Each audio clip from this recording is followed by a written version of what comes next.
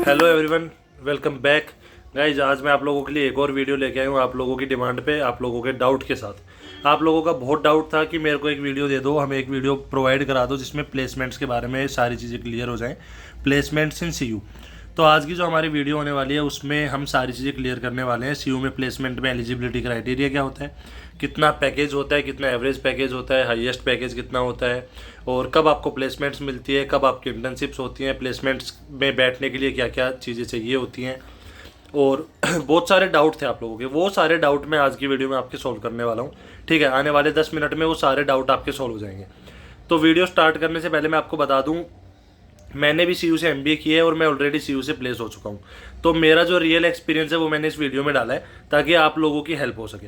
ठीक है, इस वीडियो को बनाने का मेन रीज़न भी यही है क्योंकि जो मैंने वीडियो बनाई थी फ्लैट नियर चंडीगढ़ यूनिवर्सिटी, उससे बहुत सारे लोगों की हेल्प हुई, बहुत सारे लोगों को फ्लैट ढूंढने में आसानी हुई। तो उसी को लेके उसके नीचे बहुत सारे लोगों के मेरे पे कमेंट आए, उसी के लेके मैंने इस वीडियो को बनाने का सोचा है। तो इसमें मैं सारी चीज़ें डिस्कस करूंगा कि सीयू में प्लेसमेंट्स कैसे होती है, एलिजिबिलिटी क्राइटेरिया क्या होता है, शॉर्ट लिस्टिंग प्रोसेस क्या होता है, और कौन कौन सी कंपनीज आती है, उनके कितने कितने पैकेज होते हैं, वो कैसे कैसी चीज़ें आपको ऑफर करती है, और क्या क्या कंपनीज की डिमांड होती है, क्या क्या रिक्रूटर की डिमांड होती है। ठीक है, तो इस वीडियो को स्टार्ट करेंगे और इस वीडियो को मैं आपको एक पीपीटी के थ्रू समझाऊंगा, उसमें आपको बैठ के पेन और पेपर के साथ समझाऊंगा ताकि आपको आने वाले टाइम में हमेशा तक वो याद रहे। और ये वीडियो आपको डेफिनेटली आपकी हेल्प करने वाली है। जैसे पहली वाली वीडियोज़ में इन्फॉर्मेशन आपको मिली है, वैसे इस वीडियो में भी आपको एक अच्छी खासी इन्फॉर्मेशन मिलने वाली है, इट्स माई प्रॉमिस। तो वीडियो को स्टार्ट करते हैं और अब चलते हैं सीधा हम अपने प्रेजेंटेशन पे। वहाँ पे बैठ के मैं आपको समझाऊंगा कि क्या क्या चीज़ें आपको फॉलो करनी है और कैसे कैसे आप सीयू में अच्छे तरीके से प्लेसमेंट ले सकते हो। ओके, सो अभी चलते हैं सीधा पीपीटी पे। ओके, तो यार यहाँ पे स्टार्ट करते हैं। मैंने जो पहले आपको सारी चीज़ें बताई उसके अकॉर्डिंग मैं आपको आगे चीज़ें बताता हूँ कि कैसे कैसे जो है सारी चीज़ें मैं आपको विजुअल दिखाने वाला हूँ कि प्लेसमेंट्स में आपको क्या क्या हेल्प होने वाली है उससे, और क्या क्या एलिजिबिलिटी क्राइटेरिया होता है सीयू का। उसके बाद कैसे कंपनी शॉर्टलिस्ट करती है, कैसे टॉप कंपनीज आती हैं। देखो, जो भी कंपनी आपको प्लेसमेंट के लिए लेने आएगी ना, उनका सबका कोई ना कोई क्राइटेरिया होगा। जैसे कि एक्टिव बैकलॉग नहीं होना चाहिए, या फिर किसी में होगा कि करियर गैप नहीं होना चाहिए, और कोई कंपनीज बोलते हैं कि CGPA 6 होनी चाहिए, कोई बोलते हैं 7.5 होनी चाहिए। उसके अलावा कुछ कंपनीज होती हैं जो बोलती है कि एग्जैक्टली आप फाइनेंस से ही होने चाहिए, या फिर आप किसी स्ट्रीम से होने चाहिए, स्पेसिफिक स्ट्रीम से होना चाहिए बंदा। ठीक है, और 80% कंपनीज होती हैं जो बोलते हैं कि आप किसी भी स्ट्रीम से हो, आप ओपनली भर सकते हो, तो टेस्ट के बेस पे सब कुछ होगा। ठीक है, तो उसके हिसाब से मैं आपको आगे बताता हूँ। हम एलिजिबिलिटी की बात कर लेते हैं सबसे पहले। Eligibility criteria for CU placements. तो इसमें अगर हम बात करते हैं तो जो क्राइटेरिया है और उसकी डिटेल क्या क्या होने वाली है वो मैं आपको यहाँ पे शेयर करने वाला हूँ। क्राइटेरिया में मैंने यहाँ पे आपको 4 स्टेप्स दिए हैं। पहला CGPA रिक्वायरमेंट, उसके बाद आपका करियर गैप होगा, उसके बाद एक्टिव बैकलॉग्स, और उसके बाद स्ट्रीम वाइज एलिजिबिलिटी। तो पहले पे बात करते हैं CGPA रिक्वायरमेंट पे। तो जब आप CGPA रिक्वायरमेंट पे बात करोगे तो CGPA रिक्वायरमेंट कुछ इस तरीके से होता है कि जो भी आपकी CGPA है, ठीक है, वो 6 to 7.5 के बीच में होनी चाहिए। कुछ कंपनीज होती हैं जो 50% पे या फिर 50% 5 CGPA पे भी आपको एलिजिबल कर देती है। बट जो मेजर अच्छी कंपनीज आती हैं वो आपको डिमांड करती है या तो आपकी परसेंटेज 60% हो, या फिर आपकी CGPA 6 हो, उसके बाद 75% हो, या फिर 7.5 हो। तो अगर आप यहाँ पे कंपनीज के बारे में देखोगे, जो मैं यहाँ पे आपको अगर बताऊंगा, तो ये मेजर ऐसा होता है 80% कंपनीज, 90% कंपनीज जो होती हैं वो 6 CGPA डिमांड करती है। मेजर कंपनीज, बड़ी बड़ी कंपनी भी 6 CGPA डिमांड करती है। उसका मैं आपको आगे एग्जाम्पल भी दिखाऊंगा। ठीक है, ये सारे रियल स्टेट्स हैं जो मैंने खुद देखे हैं। यहाँ पे सीयू में खुद मैंने बैठा हूँ, मैं प्लेसमेंट में, मेरी प्लेसमेंट हुई है सीयू से, मैंने यहीं से एमबीए किया है, तो मेरे को हर एक चीज़ के बारे में पता है जो मैं आपको यहाँ पे क्लियर करने वाला हूँ। ठीक है, उसके बाद जो करियर गैप है वो अलाउड नहीं होता है जनरली बड़ी कंपनीज में। जो छोटी कंपनीज होती है उनमें वो करियर गैप के बारे में पूछते ही नहीं है। वो आप सिंपल है, आप भरो, 6 CGPA है, आप भर दो, उसके बाद जो भी टेस्ट होगा, GD होगा, और जो भी रिक्वायरमेंट होगी उसके बेस पे चीज़ें आगे चलेगी। उसके अलावा आप सिंपली भरो उसको और आगे बढ़ो। ठीक है, एक्टिव बैकलॉग्स अगर मैं बात करूं तो ये अलाउड नहीं होती है।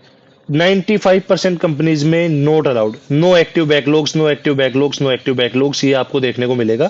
अगर आपके पास कोई भी, मतलब आप मेजरली ध्यान रखो कि आप सीयू में बैकलॉग तो ना ही लो। पास होना बहुत ईजी है, फिर भी आप बैकलॉग ना लो। अगर गलती से बैकलॉग आ जाती है तो आप नेक्स्ट सेम में उसको क्लियर कर सकते हो, क्योंकि क्लियर करने के बाद ही आप बैठ पाओगे कंपनीज में।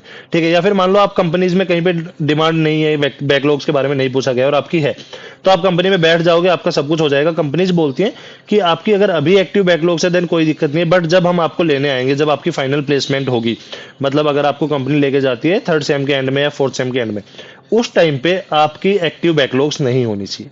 ठीक है, तो तब तक आप उसको क्लियर कर लो। अब आते हैं स्ट्रीम वाइज एलिजिबिलिटी पे। तो इसमें अगर आप देखोगे तो 80% कंपनीज है वो ऑल ब्रांचेज के लिए ओपन होती है। चाहे आप सीएससी कर रहे हो, बीबीए कर रहे हो, बीसीए कर रहे हो, कुछ भी आप कर रहे हो, ठीक है, बीएससी कर रहे हो, जो मर्जी आप यहाँ पे कर रहे हो, ठीक है, जिसमें अगर आप प्लेसमेंट के लिए यहाँ पे बैठे हुए हो तो आपका सिंपल सा है कि आपको 80% कंपनी सिंपली बोलेगी कि आओ भरो और बैठो। 20% कंपनीज जो है स्ट्रीम स्पेसिफिक आएगी। उसमें क्या होगा, अगर आप एमबीए कर रहे हो, मैंने जैसे एमबीए की थी तो फाइनेंस से की थी, तो फाइनेंस स्पेसिफिक 20% कंपनीज आएगी। मार्केटिंग से स्पेसिफिक आएगी कि आप मार्केटिंग के हो तो ही भर सकते हो, फाइनेंस के हो तो ही आप एलिजिबल हो। सेम विद एचआर, अगर आपने एचआर की हुई है, आप एचआर आपका मेजर या माइनर फील्ड रहा है तो ही आप इसको अप्लाई कर सकते हो। अब मेजर माइनर फील्ड क्या होता है मैं वो भी आपको साथ साथ क्लियर कर देता हूँ। देखो सीयू में क्या होता है, अगर आपने कोई भी एक स्ट्रीम में एडमिशन ले लिया, मान लो मैंने एमबीए बिजनेस एनालिटिक्स में ले लिया, तो मेरे पास फाइनेंस जो है मेजर है, बट सेकंड सेम के बाद आपको ऑप्शन मिलेगा कि अगर आपको माइनर में मार्केटिंग या एचआर कुछ चाहिए तो आप वो भी ले सकते हो, ताकि आप दोनों फील्ड में एलिजिबल हो जाओ, फाइनेंस में भी, मार्केटिंग में भी, फाइनेंस में भी, एचआर में भी, ठीक है। तो इस तरीके से होता है। अब इसके बाद आता है शॉर्ट लिस्टिंग प्रोसेस। जो शॉर्ट लिस्टिंग प्रोसेस होता है वो सीयू का भी होता है और कंपनीज का भी होता है, डिपेंड करता है कि कैसे कंपनी डिमांड कर रही है। तो short listing process Chandigarh university में कुछ इस तरीके से काम करता है। सबसे पहला होता है कि अप्लाई फॉर प्रोफाइल। आपके पास जो है आपकी ईमेल होगी, आउटलुक ईमेल होगी, और आपके पास एक व्हाट्सएप ग्रुप होगा जहां पे आपका प्लेसमेंट कोऑर्डिनेटर सारी प्लेसमेंट ड्राइव आपके साथ शेयर करेगा। उसमें आपके पास डिमांड आएगी कि अगर आपके पास आज कंपनी आई है, मान लो रात के 8 बजे, तो बोलेंगे कि सुबह 12 बजे तक आपके पास डेडलाइन है, 12 बजे से पहले भरोगे then you are eligible, otherwise आप एलिजिबल नहीं रहोगे। कुछ कंपनीज होगी जो सुबह आएगी, उसमें शाम तक की ही डेडलाइन होगी। तो एक चीज आपको ध्यान रखनी है, जब भी आपके पास कोई भी कंपनी आती है then apply before the deadline, otherwise you are not eligible. Okay, उसके बाद आता है सीयू शॉर्ट लिस्टिंग। अब सीयू शॉर्ट लिस्टिंग कुछ इस तरीके से होती है, जब भी कोई कंपनी आती है तो वो डिमांड करती है कि आपकी 6 सीजीपीए होनी चाहिए, 6.5 होनी चाहिए, 5.8 होनी चाहिए। उसके अकॉर्डिंग मान लो आपकी सीजीपीए नहीं है 6 और आपने उसको फॉर्म को फिल कर दिया, तो सीयू अपने एंड से भी शॉर्ट लिस्ट करता है। वो देखता है कि अगर आपकी 6 सीजीपीए डिमांड की है तो 6 से कम वालों को वो वैसे ही बाहर कर देता है, ठीक है। बट आपको मैं एक चीज पहले क्लियर कर देता हूँ कि अगर आप सीयू में प्लेसमेंट के लिए बैठ रहे हो देन मेजर से मेजर चांसेस है कि आपकी प्लेसमेंट हो जाएगी, अगर आप इज्जत से प्लेसमेंट के लिए आए हो तो। अब आप सोचोगे कि आपके पास 900 कंपनी आई, 800 आपने भरी ही नहीं। मैं एमबीए में था, एमबीए में ऑलमोस्ट 300 कंपनी आई थी, मान लो आपने 250 कंपनी भरी ही नहीं, सिर्फ 50 का ही आप वेट करते रहे और 50 आई नहीं, तो फिर प्रॉब्लम हो जाएगी। आपके पास कंपनी आ रही है, आप एलिजिबल हो, आप भर के देखो, इंटरव्यू में जाके बैठो, अगर आप एलिजिबल हो तो जाके बैठो। क्योंकि इसमें क्या होता है कि अगर आप शॉर्टलिस्ट हो गए हो, आप टेस्ट के लिए चले गए हो, ठीक है, आप इंटरव्यू राउंड के लिए चले गए हो, अगर आप शॉर्टलिस्ट हो जाते हो और वो आपको बाद में बोलते हैं आप फाइनेंस के लिए गए, वो बोलते हैं मार्केटिंग हम देंगे या फिर हम आपको सेल्स का रोल देंगे, तो आप अपने प्लेसमेंट कोऑर्डिनेटर से बात कर सकते हो कि सर ऐसे ऐसे मैंने किसी और के लिए भरा था और ये कुछ और ऑफर कर रहे हैं, तो मैं इस प्लेसमेंट को नहीं ले रहा हूँ। तो वो वहां से आपको बोलेंगे कि ठीक है, हम अपने डीसीपीडी डिपार्टमेंट में बात करते हैं। डीसीपीडी इनका डिपार्टमेंट है जो प्लेसमेंट के लिए रिस्पॉन्सिबल होता है। ये वहां पे बात करेंगे और बात करके आपको आगे वाली प्लेसमेंट्स के लिए भी एलिजिबल कर देंगे, मतलब आप 2-3 ऑफर तक ले सकते हो, ठीक है। उसके बाद टेस्ट बेस पर प्लेसमेंट, ये जो प्लेसमेंट आती है इसमें शॉर्ट लिस्टिंग ऐसे नहीं होती है। इसमें क्या होगा कि आपके पास प्लेसमेंट आई, आप प्लेसमेंट में जाके बैठे, ठीक है, बैठने के बाद क्या होता है, प्लेसमेंट में आपने फॉर्म फिल कर दिया, उसके बाद कंपनी आपको डायरेक्ट टेस्ट का ईमेल आईडी और पासवर्ड भेजेगी, और आप टेस्ट अगर क्लियर करते हो देन यू आर एलिजिबल, अगर आप नहीं करते हो देन आप एलिजिबल नहीं हो, ठीक है। इतना क्लियर होगा। इसमें एक और चीज मैं आपको बता देता हूँ, सीयू में अगर कोई भी प्लेसमेंट के लिए बैठता है तो उसमें एक नाम आता है टीपीपी, ट्रेनिंग प्लेसमेंट प्रोग्राम, जो आपको फर्स्ट सेम के बाद ही वो आपको टीपीपी के लिए ऑफर कर देते हैं।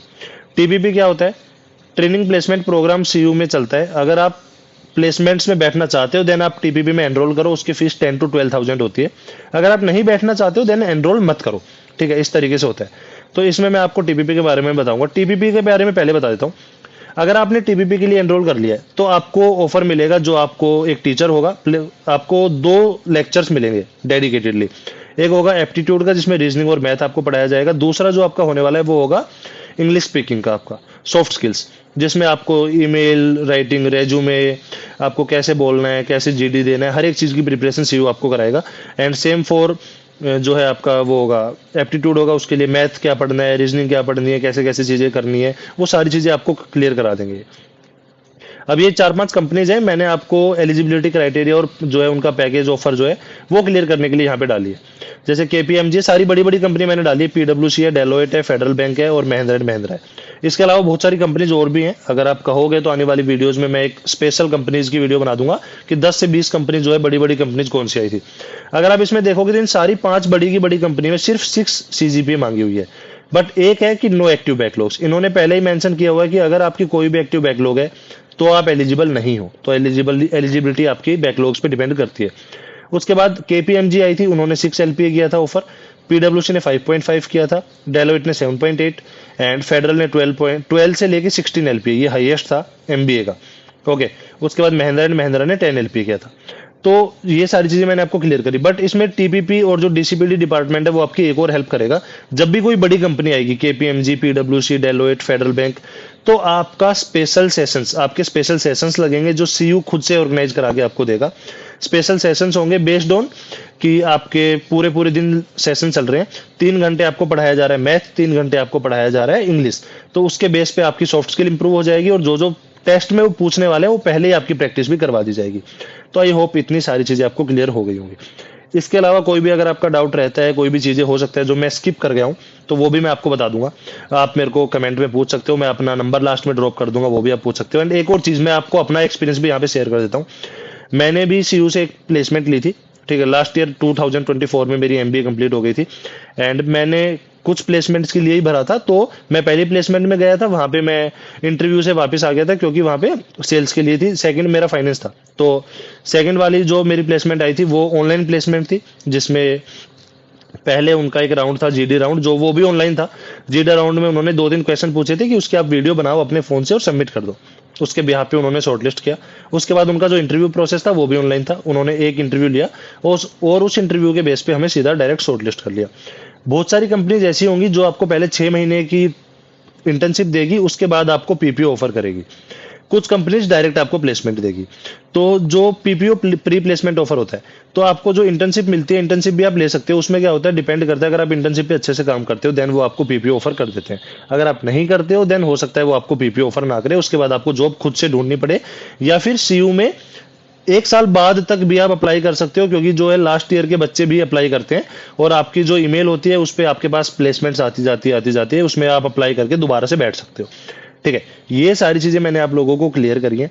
अभी जो है आने वाली वीडियोस में मैं टॉप कंपनीज एंड उसका पैकेज, उनके स्क्रीनशॉट्स की क्या क्या डिमांड थी, कौन सी स्ट्रीम के लिए थी, वो सारी चीजें मैं आपके साथ शेयर कर दूंगा।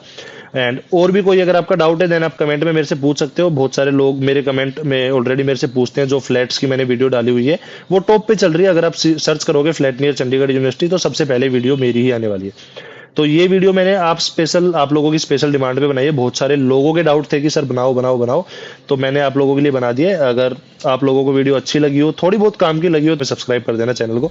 ओके, तो भाई आप ऑलरेडी देख चुके हो पूरी वीडियो एंड आप यहाँ पे बैठ के देख रहे हो, तो वीडियो के लास्ट तक आप आ चुके हो। तो इस वीडियो में मैंने सारी चीज़ें आपको क्लियर करने का ट्राई करा है, जिसमें आपको टीपीपी क्या होता है, डीसीपीडी क्या होता है, सीयू में इंटर्नशिप्स कैसे आती हैं, eligibility criteria, short listing process and उसके बाद आप कैसे प्लेसमेंट ले सकते हैं, ऑनलाइन राउंड कैसे होते हैं, जीडी कैसे होता है, सारी चीज़ें मैंने यहाँ पे इसमें डालने का ट्राई करा है।